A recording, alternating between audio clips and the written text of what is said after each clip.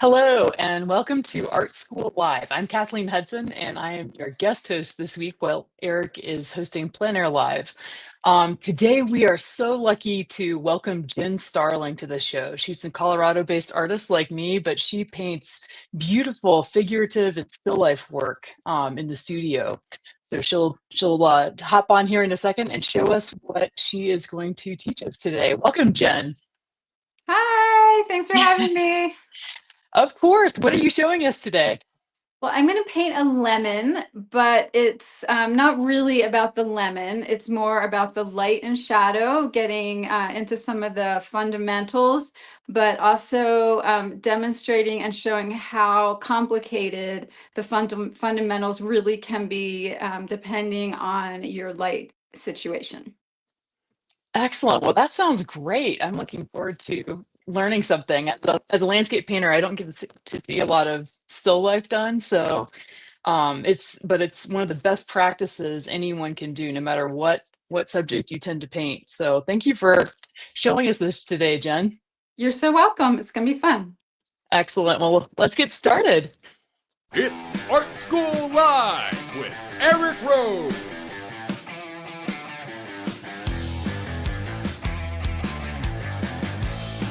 Now, here's your host, Eric Rose. So as you can see, I'm not Eric. Again, my name is Kathleen Hudson, and today we get to welcome Jen Starling to the show. She's going to teach us light and shadow essentials as she paints a lemon still life. All right, Jen, take it away. Okay, so the first thing I'm going to show you, I have a black backdrop around my lemon. And the reason I did that, that's not actually what I'm going to paint, but I want to show you something. So with the black backdrop, we have the least amount of reflected light possible. So as I look at my lemon, I'm going to go ahead and point to some different shapes here. So right here we have the big light shape. Right here we have the big shadow shape, also called the form shadow. And this break between the two is really, really important. That's the core shadow. And with this black backdrop, you can see much more clearly the delineation between light and shadow, that core shadow. We also have the cast shadow, which is just what it sounds like. The lemon's blocking the light, so we're getting a cast shadow down here. We got just two more important points here. We have an accent dark where the least amount of light can get in right here. It's a little bit harder to see with the black backdrop. You'll see it much more clearly when I remove the black backdrop. And then we have a highlight here. I said two more, forgive me, three more. And we also have some reflected light coming into the large shadow shape. And this is where you're going to see the situation change dramatically when I remove the black backdrop. So the real take home here is if you're painting and you can't see the delineation between the light and shadow, try to decrease the reflected light so that it's much more clear. And I'm going to go ahead and remove the black backdrop, and I want everyone to go ahead and look at the difference it makes with the lemon. A lot more light is going to be coming into that shadow shape. So as I shift this still life a little bit, hopefully I will not knock it over.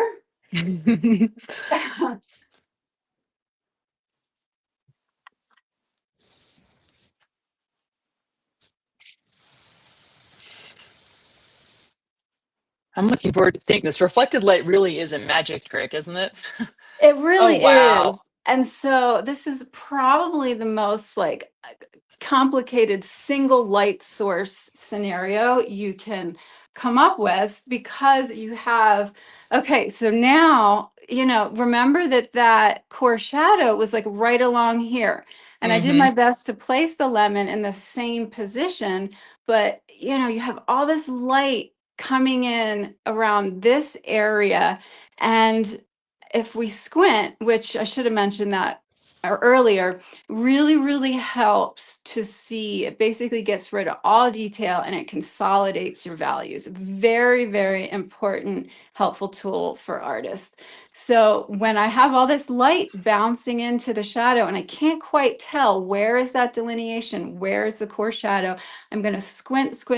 And, you know, for a long time, I squinted, but I didn't like super squint. So almost squint to the point where you can't really see. And that will show you the core shadow is in the exact same spot it was before, but it's really subtle. It is. It looked nearly black on the screen earlier, and now you can just see a couple points of almost like a darker yellow. So it's, yeah, that's really a sight to behold. Yeah, cool. I'm so glad it translated. Like you can see it most up Hmm. here, but then also look at how much darker the accent, or and it's not that it's darker. It's actually technically probably lighter, but we can see it so much Yeah, more it's so much smaller. because, right, it's surrounded by light. So it looks darker. And then a cool thing also that you see in this situation is the lemon reflecting down onto the white surface. There's that beautiful yellow glow down there. Mhm. And we can see the shape of the cast shadow a little bit more clearly. In natural light, it's going to be a lot more subtle than if I had electric light. But, Yes. right, yeah. So, but we are, this is a north-facing window to the left here. And that's the primary light source. But I'm going to go ahead and start painting the lemon unless there's any questions have come up so far. Yeah, someone had the idea of getting a before and after photo so we can screenshot both and post those later for you Okay. all, just so that people can see the difference side by side. Y- Yeah, understanding reflected light is so important because you don't necessarily see it until you learn to look for it. Yeah. And once you do, you see it everywhere. And it's something that you notice no matter what your painting subject is. If you're painting figure, you see it. Sorolla painted reflected light and would amplify it to make his paintings seem really saturated and light filled. And Yeah. yeah, you see it in Good. landscape painting too, like rocks. If you ever painted a rock outside, you've painted reflected light. So Well, yep. I'm so glad you mentioned that because I did want to point out how I know that there's a lot of plein air painters out there, and that, you know, this really understanding these specifics and fundamentals of light really applies to anything that's round. So basically, this is how you create the illusion of form, of three-dimensionality. Hmm. So I did pre-mix some colors here, and I'm going to go ahead and tell you what's in the mixture. But I did, you know, I didn't want to get too sort of derailed into color because this really could be demonstrated in black and white.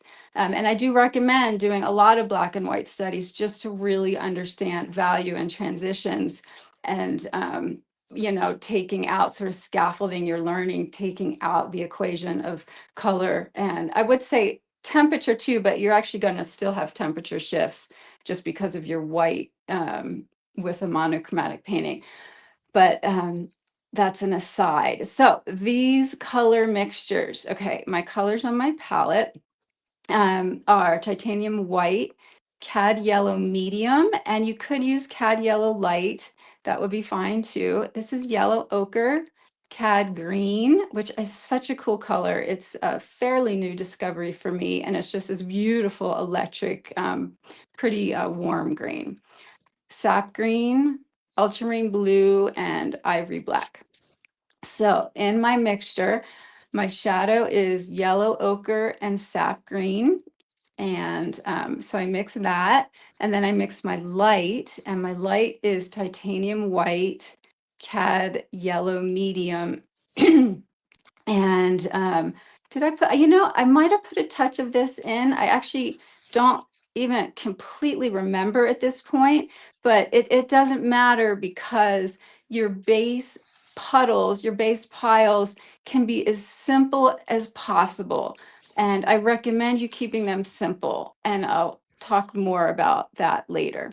So the important thing in this situation is that to make my mid-tone, I just mix my shadow and my light.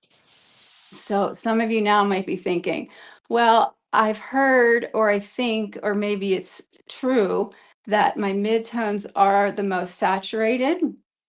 And how can I keep my saturation in the midtones if my shadows tend to be more muted? And that follows up with what I was talking about, keeping them simple to start. And then I can add a little dab of this, a little dab of that, where I want it to enhance and create some more nuance within my color.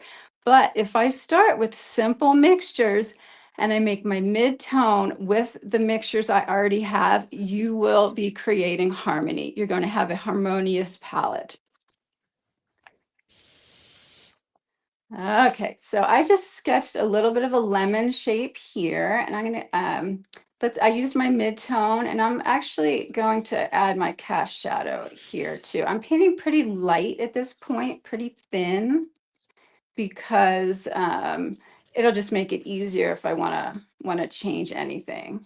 And right out of the gate, you know, I know I don't want my lemon dead center, and I want room for my cast shadow. So that should be okay for now. Let's go ahead with my shadow. There's a couple really important things that I hope you take home from this. The one I already talked about, which is finding your core shadow, finding the delineation between light and shadow. And the second thing is merging your form and cast shadow. Okay, so when we take time to draw something, it's really, really common that, you know, you might like get this exactly or as close as you can to the lemon, and then you're scared, right? So you have this line saying, okay, well, this is where the lemon ends, this is where the table starts, and you don't want to lose it, so you paint around it. Well, I'm going to encourage you to drive right through, and this goes back to, or I don't even know if I mentioned yet, my other main goal in this demo is points that create harmony within your painting. And joining form and cast shadows will do that. So no delineation. And I do like to sort of make notes for myself. So this is going to be a soft edge. So I'm doing this little kind of scribble thing. This is going to be sharp right near the object and soften as it moves away. So we'll scribble out there too. Okay, so there's my main shadow shape, painting pretty thin. And I'm noticing, you know, mentally I'm taking some notes. I'm noticing that there's a bit more green in the lemon than I'm seeing here. So that might be something that I add. And then I'm going to go ahead and add my main light shape.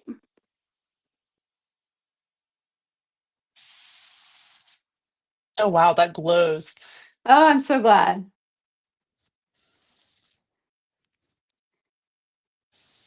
You've got some interesting undertone on the canvas too. So I can see that you're not starting with a blank white canvas.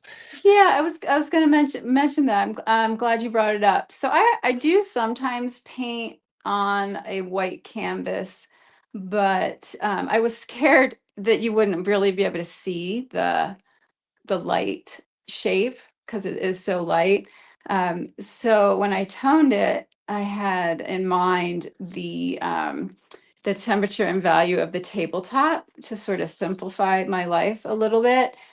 But you know, when I do tone, I keep my mixture really, really simple so that when I come back and, you know, we're always under a time constraint with painting from life. And if I can just you know, mix two colors, I'll do ivory black and white a lot.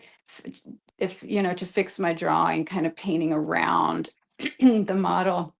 If I can just real quick whip up some white and black. it'll just be easier than having to mix a ton of colors. Mhm.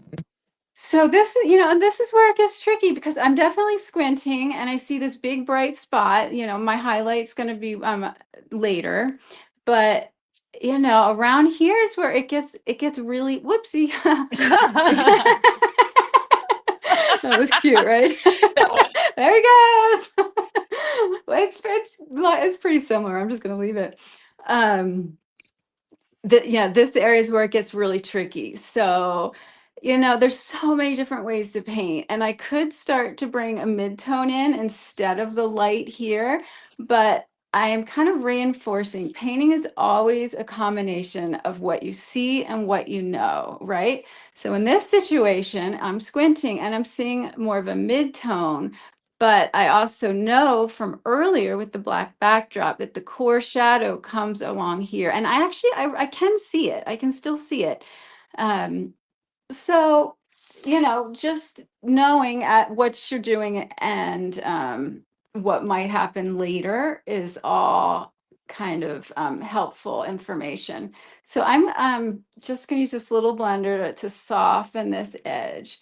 And oftentimes block-ins, different artists have different styles, and people don't always soften as they go. Like you know, you might have just like I had a second ago, this really kind of graphic block in, which is fine, which is very common. But my primary teacher has taught me to soften as you go, because the value of it is liking what you're seeing more as you're going along. So it's that sort of that moral boost, that kind of you know, none of us get excited when we're painting and we don't like what's happening in front of our eyes. So if, as opposed to if we do like what's happening, you know, you're excited, you're motivated. Mhm. So mostly what I'm seeing here is I'm just wanting more greens in here. And I do want to fix a little bit of a drawing issue here. And this way I can fix very much with the background color Mhm. And are later. you just using Gamsol or like a thinner for that? That's right. I'm just dipping my brush into Gamsol, and then really important, I'm doing a lot of wiping. Yes. Because it'll get way too soupy if I don't. But let's put a little bit more green. And at this point too, I can maybe start painting a little thicker. So I'm going to put a bit of sap green into my mixture. Sap, you know, to keep it dark because it's in the shadow, where this color, the cad green, will lighten it. And I probably darkened it because sap green out of the tube is dark. Let's see what happens. That's okay. Oh, Can you see the temperature shift? yes, definitely. Good. But remember, join core, or sorry, form and cast shadows.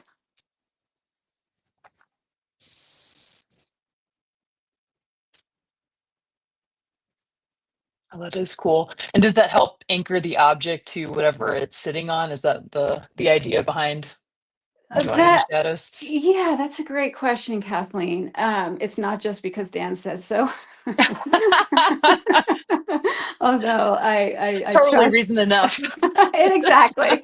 It certainly is for me. It's really about unity, about harmony, about, you Mhm. know, when we look at objects in reality, we don't see lines, we see value shapes. So that, you know, that little accent dark that is going to be enough to sort of show any amount of delineation. Mhm. And also, you know, well, yeah. You can, you know, I'm tempted to draw a line here just to like do a non-example. Let's do it real quick. I'm gonna dig myself into a hole here, but let's see, how would we do that? Non-example. Let's go ahead And it's going to be subtle because I don't want to change the value too much. Oh, I have to change the value a little bit. And I'm hoping it happens right in front of your eyes, that you start to see that it's actually not going to look realistic if I do that. Oh yeah, it looked Right. cartoonish all of a sudden. Exactly. Yeah, that's funny. Exactly. Yeah. You do kind of see the line there in real life, but that's one of those cases where you almost have to understand how optics work and budget a little bit. I do that painting landscape if I'm painting, especially something where I can see the horizon like a seascape and I see a sharp edge, I try to lose that edge because a sharp horizon will bring it forward, and that's the Right. most distant thing. So Yeah, you have to exactly. be strategic about it. And, we are painting reality. We are painting realism, but we want it to be a great painting. Hmm. And I think some decisions are really based on that. So I'm adding a little bit of my CAD green here. So, we're seeing a pattern. I could have had more green in my mixtures to start with, but adding it now also speaks to having some nice saturation in the mid-tone, and I've heard artists say different things. I've heard artists be very adamant that yes, the most saturation is in the mid-tone. And I've heard, what Dan what says is, it depends on the situation. And so he's very hesitant to make any sort of grand always sort of statement. So I mixed another value right between these two, and it could have been here, but I don't know why I sort of pulled it down. But the point really is, as an organized palette can be very helpful, light to dark, and I'm leaving room at the ends for my highlight and my accent dark. But this extra value is just going to help me get a little bit of a smoother gradation here.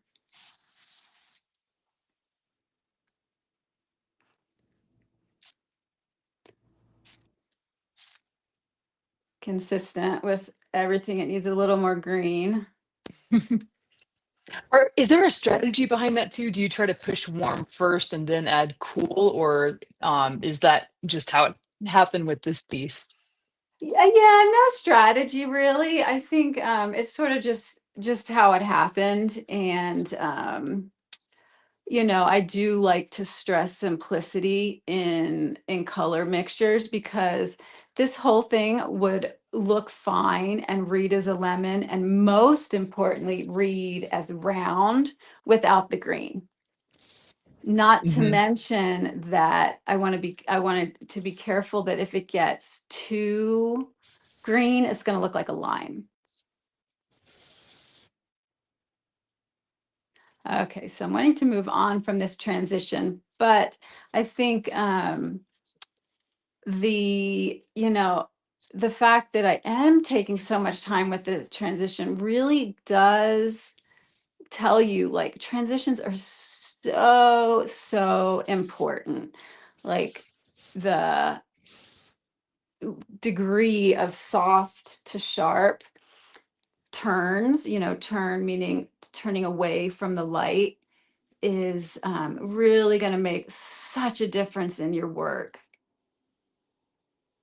Oh, really kind of cool thing I can point out right here. And I'm kind of stating the obvious if you think about it, but the accent dark, which, is always the space where the cast shadow kind of stems from, is going to line up with your core shadow.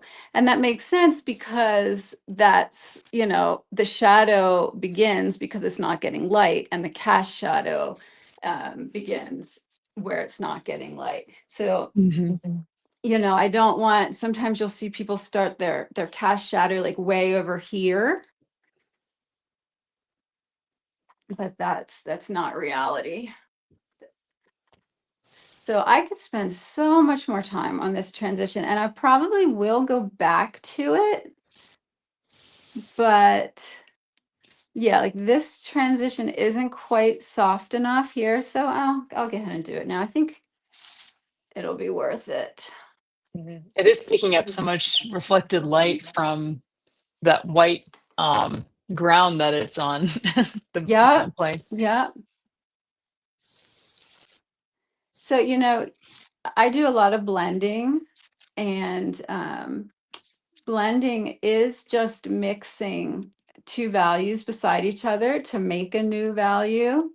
So you sort of have the choice. You can actually mix a new value, or you can blend the two values together. I usually do sort of a combination of the two. But, sometimes we don't take time to mix the right value and temperature that we want. And my friend calls it panic blending. Right? You're freaking Mhm. out. You don't like what you're seeing. The model's about to break, whatever the situation. And you're like, if I can just fix it up. So I'm gonna, Yeah. If uh, you do all your blending on the canvas, that's a quick route to a boring painting. exactly, exactly. So now I Oh, probably got a thanks. little. We dropped the link to your Patreon in the comments, so you all can check that out. So Daniel Sprick and Jen Starling have a Patreon that you can follow, and you can follow for free. They have some free tutorials available, and you can also subscribe at a subscription tier and see a lot more. So yeah, I'd encourage you all to do that. So no matter what your typical painting subject is, you can see this kind of close study of light and shadow will be a huge boost to your own painting practice, because it's about learning to see as an artist does. And as you can tell, Jen does a phenomenal job um, illustrating that. So Oh, I thanks, would Kathleen. definitely encourage you guys to follow it. Sure. So this is probably this little tip of the lemon here could be the trickiest to paint, but it follows all the same rules. It's like this is just a little sphere that's stuck onto the end of a bigger sphere, and it's trickier because, well, it's smaller, so you have to make those transitions happen in a smaller amount of space. But I want to be careful. I don't want to go into this too much until I add my background color. Yeah, because for sort of obvious reasons. So let's go ahead and see. Okay, so background color, I'm just going to plop it on there. I have my regular studio palette right under me here. And this mixture is titanium white, ultramarine blue, and a little bit of ivory black. And then let's see. I'm squinting and comparing. So I'm squinting and I'm looking at this side of the lemon, and it's definitely lighter than this whole area. And that's where you have to be careful, because you're thinking, oh, it's a white surface. But you have to think always value first. So I'm Mhm. squinting and comparing, and it's darker. And it's tricky in this situation. Like I said earlier, very subtle natural light, white background, but I'm still seeing it as darker. So even though it's in the light, that's funny. My mixture is almost exactly my background. The tone. So really, really important here is that you don't want to leave a halo Mhm. around your object. And, I could probably, when I look at the drawing, this curve comes up a little. Am I going to take the time? I think I'd rather get to some edges and highlight. So we're just going to kind of carve around it, clean up some of what happened earlier when I was fixing the drawing. And we want to get our reflected light in there too. So, even on a study, even on a demo, like for your background, you don't really want to have it just this kind of circle around it. So it's a little bit irrelevant now because my tone really does match my background color. But just sort of something to think about, that we are trying to make a nice little painting. Okay, that, let's see, that one I don't know that I can ignore. This drawing comes over, it drops down. There's an extra little angle break in there that I don't have. And it's easy to get pretty neurotic about some of this stuff, but if it really bugs you, might as well fix it.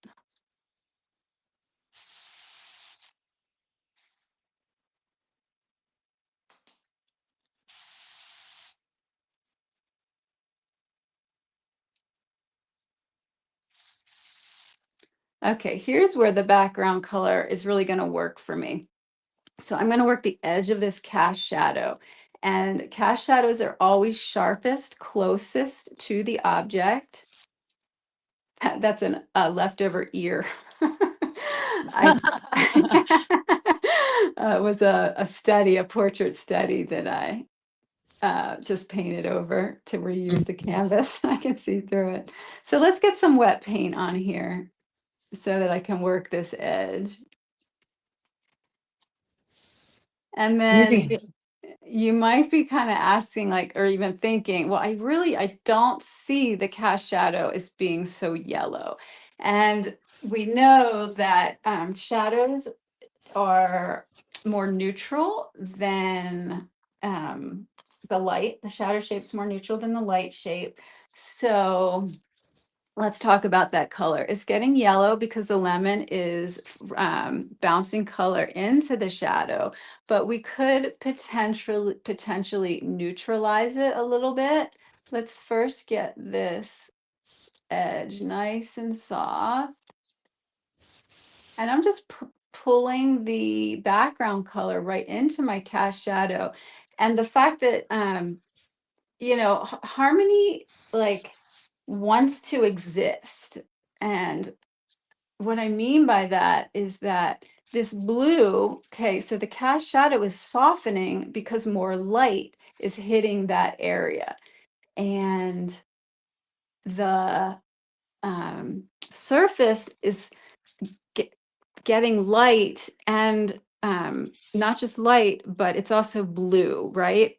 You can see it's quite cool compared to the lemon, and the blue is coming from the sky.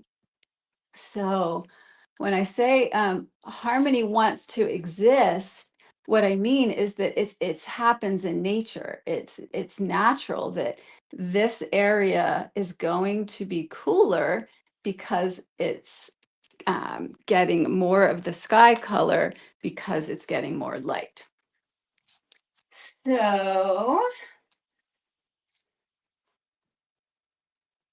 having that edge nice and soft. So if I want to neutralize that color, let's go ahead. There's always so many options, especially when it comes to desaturating. Can always use the complementary color.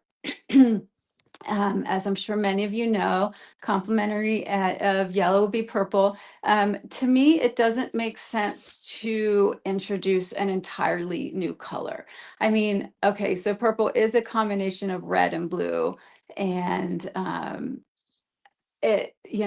could, let's see, and I don't even have any red on my palette, but my point is that it makes a lot more sense to me just to use mixed colors that are already in the painting, again, in order to harmonize. So I'm going to go ahead and add a little bit more green to my shadow mixture, but I don't want it to get crazy green. I could do some black too. Let's do that. We're going to use black as in the accent, but we don't want it to get crazy dark. So we'll add a little bit of white. And let's test it. I don't like what well, it's maybe a little light. I don't know if that white was necessary. And this is, an opportunity to have some really nice broken color. Don't just automatically like fill it in and cover everything that you've already done. See if, a little bit of that yellow poking through might, again, we're trying to make beautiful paintings. So pay attention to what's happening in front of your eyes.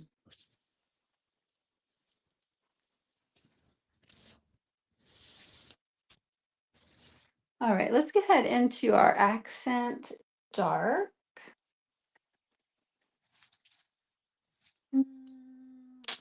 These are my 3 choices, right? Because I want it needs to be darker. So I'm going to go blue, green. Yeah, it's definitely cool. I can see that.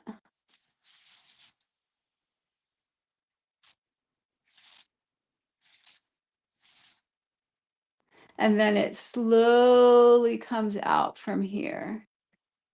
Might be a little too green. Let's go ahead and add a little black and a little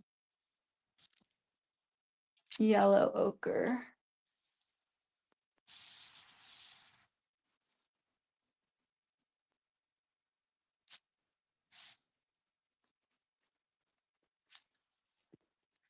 It's amazing how that gave it dimension in Oh, a that's so hurry. nice to hear. So now we need to kind of feather it out over here. And it got a little too far to the left.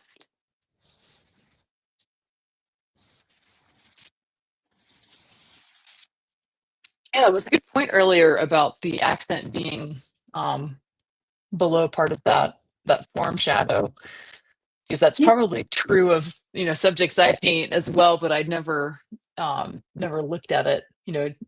That's it's something that I'm continually struck by as I paint more and more, is how much of painting is much more about seeing than anything about paint application or rules or methods. Like, it's what you see is like 90% of the battle. That's so cool that, you're still learning stuff. I love that. You've Hmm. been painting for so long, Kathleen. Well, and that, It's been a journey. yeah.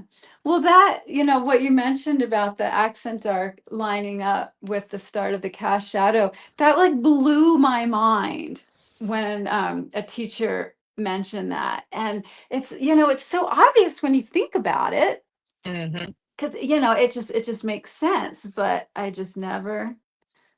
Okay, so I could definitely finesse. Well, I want to get it curves up too much, but let's not get too obsessive here. Let's add part. Let's add the highlight. And this is where you can have a little texture. It's so fun in your highlights. So I am going to get lighter, but let's pile on some paint first. Let's take this and let's go ahead and get some thick, juicy paint.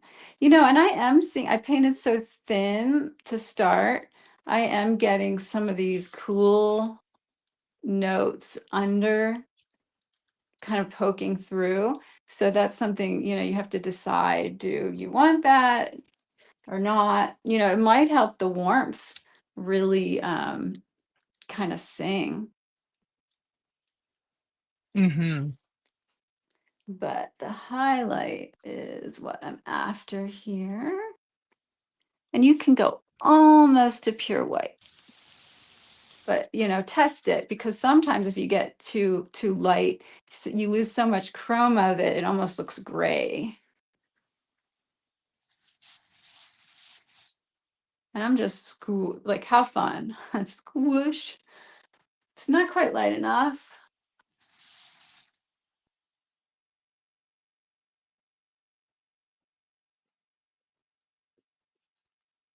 And then also, looking at my palette, like how much lighter really is that than what's beside it? And I think I'm being shy. Let's go even lighter. There we go.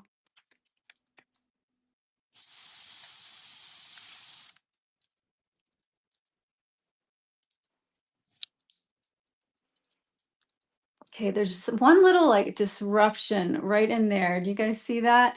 Where the cool is coming through too much. It's just not, again, not a smooth transition. So let's try to patch that up a little bit.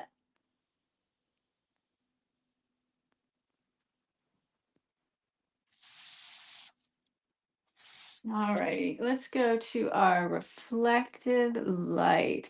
So I feel like there should be bells and whistles here. Warning, warning.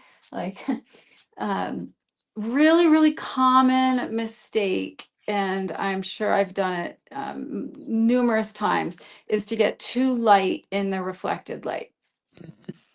So I'm going to squint, squint, squint. And the reality is I could completely leave it out. When I squint, I can not even see it. But because it's so fun and it is there, and we look for those opportunities in painting, like, you know, what can make our painting even more special. So I'm gonna, again, like I said, squint, squint, squint. And then a really good squint in comparison is squint and look at your reflected light and compare it to your mid-tone. And then I think you'll see, and we'll compare it to your light too. Squint and compare. It's definitely not even close to as light as anything over here. But ask yourself, this is where you really get the nuance. Where does it land in the mid-tone area? Is it lighter or darker, or does it match the mid-tone? And I'm going to go ahead and go straight into my mid-tone. There's also a lot of sort of divots and whatnot happening in the lemon on that area, which can confuse matters. Mm-hmm. Yeah, and I should have said this much earlier, but we're definitely ignoring any of that surface detail. You know, the little kind of dimply things that give the lemon texture. We can absolutely add that later, and it could be fun. But it's so much more important that it reads as round. So I'm definitely softening this edge. And you know, those divots are tricky. They're definitely kind of making me, you know, question the shape of this reflected light. Maybe you could roll the lemon back forward and You know, isolate what I was thought a about divot and that. what was Let's see where it was before. Throop. Oh, look at that. It's much more clear. Good call. Isn't that funny? I thought that Good call. might isolate the form as opposed to the details. Yeah. Yeah. You try to paint Yeah. the details when it's still wet. I know that I do that with clouds where I want the form to have, you know, where I want to be able to control the edges really well since there are so many soft edges in Uh-huh. clouds. And it's a lot harder to come back in on a dry painting and, you know, and add that after the fact. Sure. So I want to get a little bit of nuance in the drawing here, just because I think we have like 2 minutes maybe. Yes, technically we just have a short window left. Okay. Well, I don't want to mess it up. And you know, that little dark kind of tip is it's so not important. That would definitely fall in the detail category, but why not? Mhm. And we still had some people asking questions about the cast shadow because, you know, when I look at the lemon form, it looks very true to life. And the only thing that, you know, the part of this that doesn't, where you pushed Mhm. reality a bit, is the cast shadow and the shape, the Mhm. way that that merges. Um, and is that like, you know, since we don't have time to watch everything to a finish, how would you approach the remainder of the cast shadow? Yeah, so mostly it needs to be, these edges need to be softer, Okay. and that, you know, that's really what's jumping out to me the most. Um, and are you talking more about a difference in value?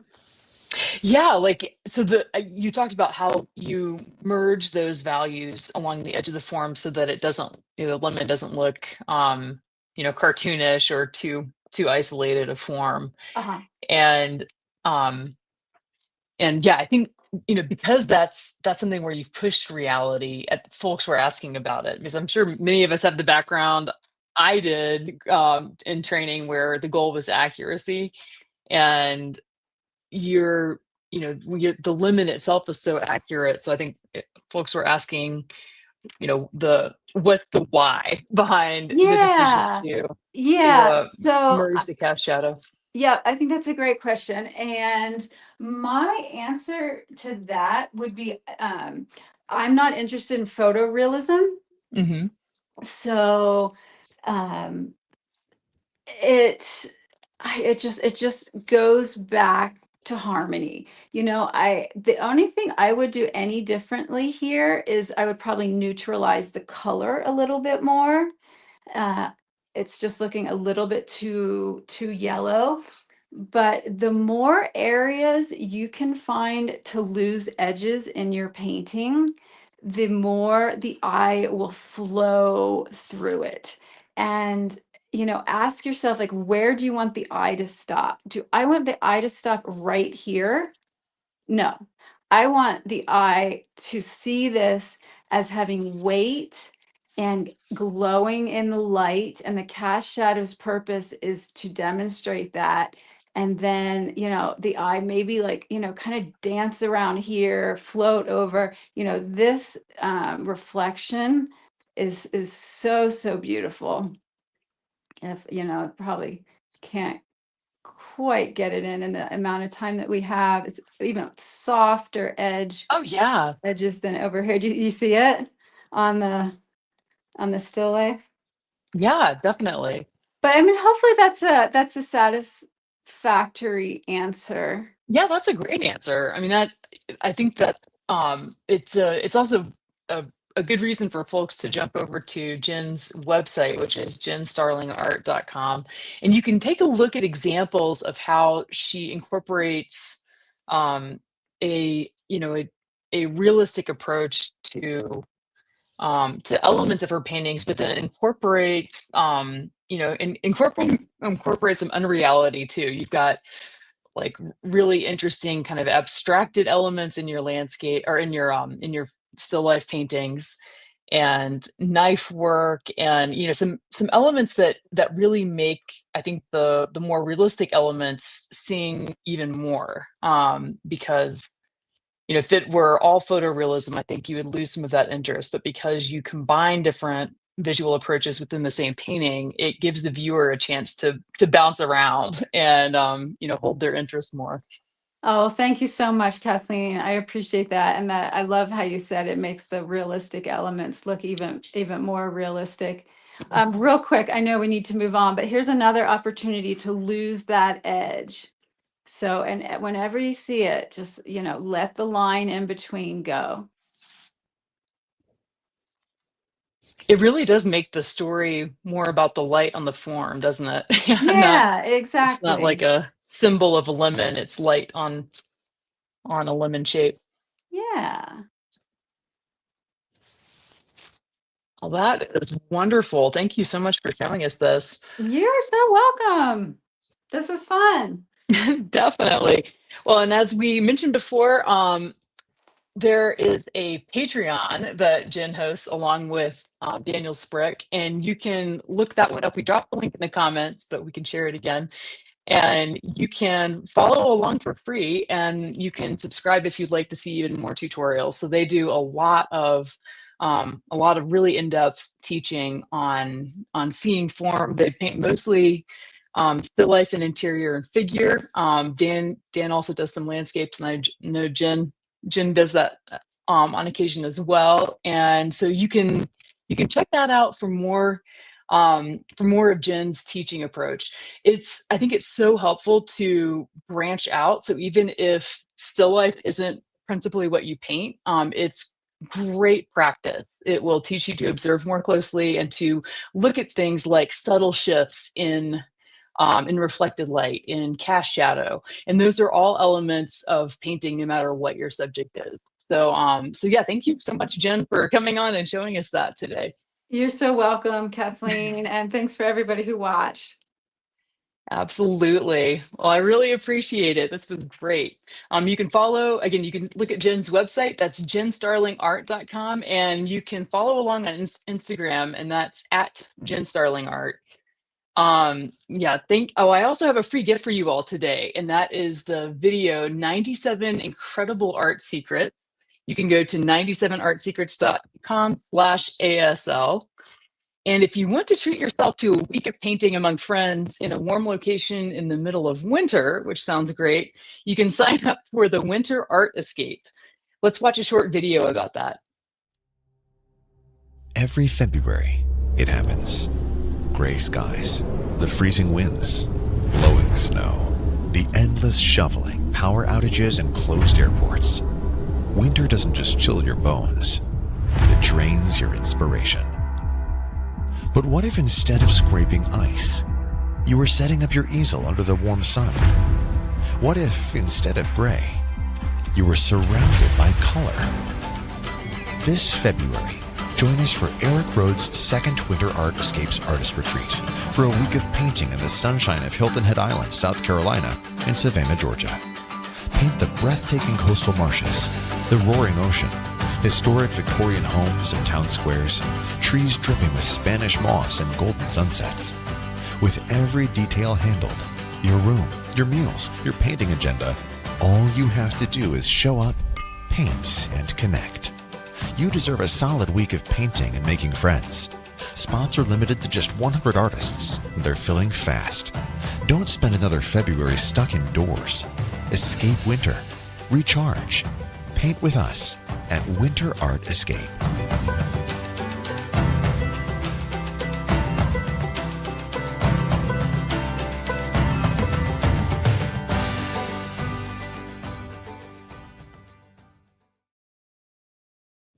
That really looks like a treat. Definitely look into it. Folks, don't forget to subscribe to this channel if you haven't already. It's at Art School Live on YouTube and at Eric Rhodes on Instagram. You can also sign up. You can register on my website to follow my newsletter and get first access to workshops. That's KathleenBHudson.com. And you can follow me on Instagram at KathleenBHudson. So I have a couple of videos available at painttube.tv as well, so you can look those up. I just released my workshops for next year. So if you all want to get in early on those, you can go to my website and check those out. And I would love to have any of you in a class. It's going to be a fun year. I think I have about 6 workshops on offer at the moment. Thank you all so much for joining today. And I really look forward to seeing you tomorrow, where we've got an awesome demonstration in store. Thank you, and I'll see you soon.